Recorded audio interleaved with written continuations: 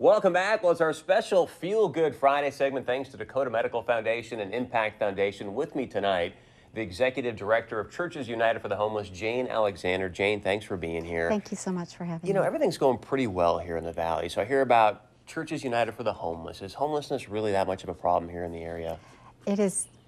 We have an unprecedented number of people who are homeless and seeking shelter every night at Churches United.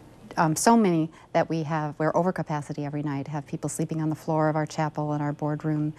And we, only with the help of the sheltering churches, 13 that have assembled to help us from December through March, do we actually keep our promise of making sure that everybody has a place to be inside at night through the winter. Typical night, how many beds short would you say that you are? Oh, we had, in the 25th of February, we had 136 people in our midst, or in our building, some in beds and many on the floor, and then we sent many of those out to the sheltering churches. We have a capacity of 65. We're always over that in our beds anyway, but then besides that, we have about 20 on the floor on mats, and then we send about 20 to the sheltering churches. Now, I know you were part of Giving Hearts Day with Dakota Medical Foundation and Impact Foundation.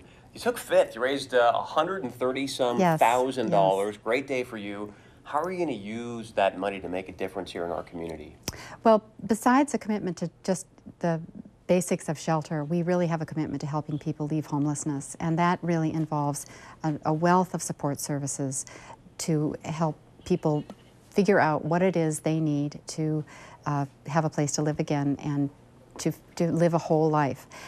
We have a case manager and a case management philosophy that it takes a village to raise a child, and we certainly see that with our families. Every child needs something different and has been affected differently by the difficulties that led to their homelessness.